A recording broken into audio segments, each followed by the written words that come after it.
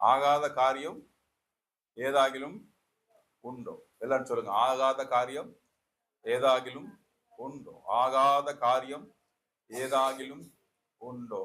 ஆகாத காரியம் எல்லாம் வாயில சொல்லுங்க. ஏன் எதனால நம்ம வாயில அறிக்கை செய்யணும்? ஏன் எதுக்காக வாயை யூஸ் பண்ணி அறிக்கை செய்யணும்? இருதயத்துல விசுவாசிச்சு வாயினால் அறிக்கை செய்யும் பொழுது என்ன உண்டாகுது? ரட்சிப்பு உண்டாகுது. நீங்க பேசி பாருங்க. அதாவது உங்களை பாரப்படுத்துகிற சிந்தனைகள் என்ன பண்ணிடும்? டக்குன்னு விளையும். அவ்வளவு நேரம் அப்படியே இருட்டா பாரமா அப்படியே என்னடா வாழ்க்கை இதுன்னு நம்ம இயேசு கிறிஸ்து எனக்காய் மரித்தார், பிதா அவரை உயிரோடு எழுப்பினார் வாயில அறிக்கை பண்ணி பாருங்க, டக்குன்னு என்ன உண்டாகும்? விடுதலை உண்டாகும். ஆகாதது எதுவும் இல்லை. இந்த இந்த இந்த இந்த பாட்டு ரொம்ப அருமையான பாட்டு. போன வாரத்துக்கு முந்தின வாரமோ இந்த இந்த பாட்டுல இருந்து தான் நான் பேசணும்னு நினைச்சிட்டு இருந்தேன். அதுக்கு ஏற்ற மாதிரி பரிசுத்தாவியார் இந்த பாட்டை இன்னைக்கு எடுத்து பாடி அருமையா தானியேல் 6:22 படிங்க. எதுவும் இல்லை,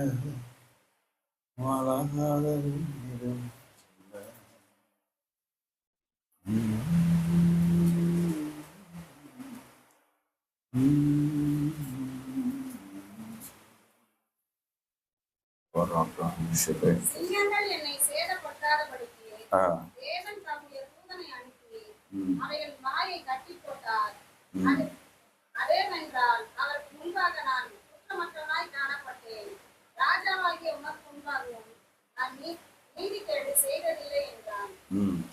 ஒரு 5-6 வருஷம் முன்னாடி படிங்க. 16 படிங்க.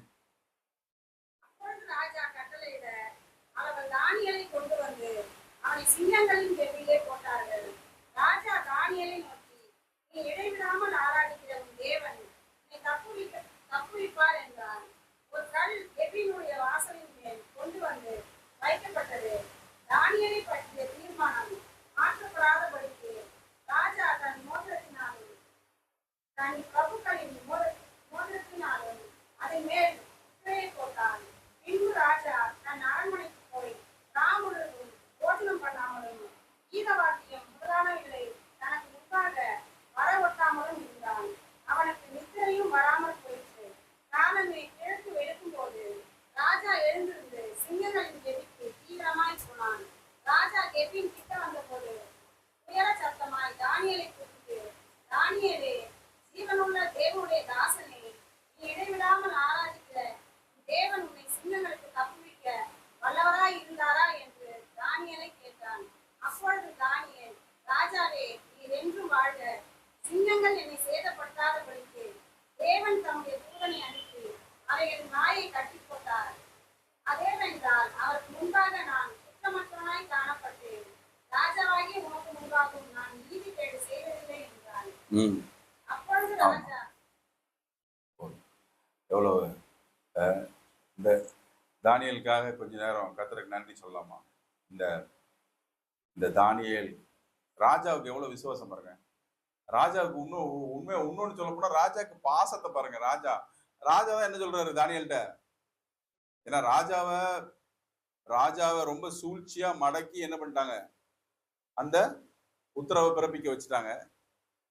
ராஜா உத்தரவு பிறப்பிச்சதுனால ராஜாவால என்ன பண்ண முடியல? அத பின்வாங்க முடியல. ஆனா நைட் ராஜாக்கு என்ன இல்ல? தூக்கம் இல்லை. அவரு சாப்பிடலையாம், கீதம் வாசிக்கிறவங்களை கூப்பிடலையாம். இல்லாட்ட ராஜா ரொம்ப நல்லா ஜாலியா இருப்பாப்ல. நைட்டு நல்லா சாப்பிட்டு நல்லா குடிச்சிட்டு நல்லா பாட்டு டான்ஸ் ஆடுறவங்களாம் அப்படியே ஃபுல்லா இருப்பாப்ல. அன்னைக்கு என்ன பண்ணிட்டாரு? தானியேலை உள்ள போட்டோமே சொல்லிட்டு அவரு சாப்பிடல, அப்படியே துக்கமா இருக்காரு. தூக்கம் வரல அவருக்கு தூக்கம் வரல. அவரால் தூங்க முடியல ராஜாவுல. ஏன்னா பாசம். ஆனா ஒண்ணும் செய்ய முடியல. சிங்கத்துக்குள்ள என்ன பண்ணியாச்சு? போட்டாச்சு. சிங்கத்து இப்போ இதுல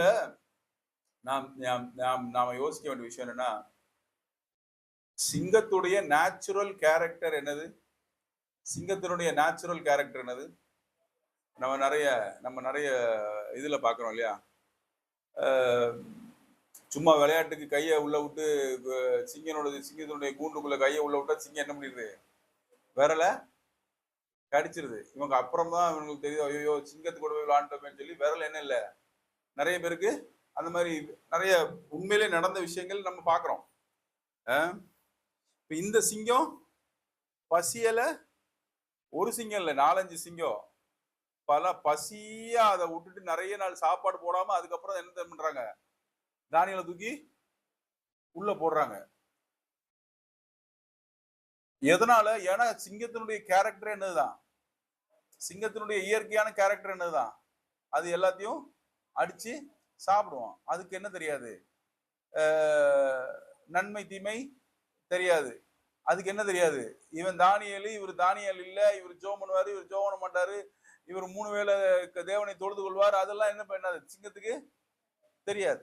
ஆனா ராஜா ஓரளவுக்கு நம்புறாரு. நீ ஆராதிக்கிற தேவன் உன்னை என்ன பண்ணுவாரு.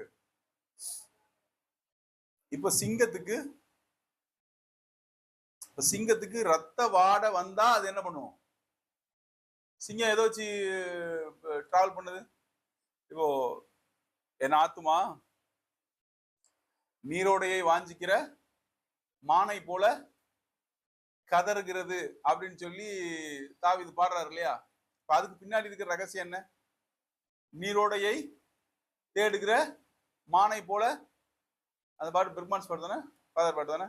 ஆமா, ஏன் எப்படி என்ன அது, அதுக்கு பின்னாடி கதை என்ன.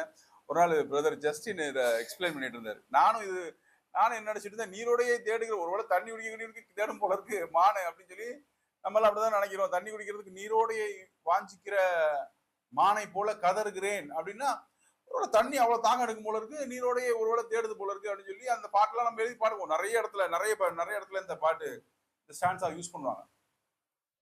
ஆனா அதுக்கு பின்னாடி இருக்கிற ரகசியம் சயின்டிபிக்கா டிஸ்கவரி சேனல்லாம் பார்த்துட்டு பிரதர் ஜஸ்டினுக்கு புரிஞ்சது, மானு கிட்ட இருந்து ஒரு வாசம் வருமா,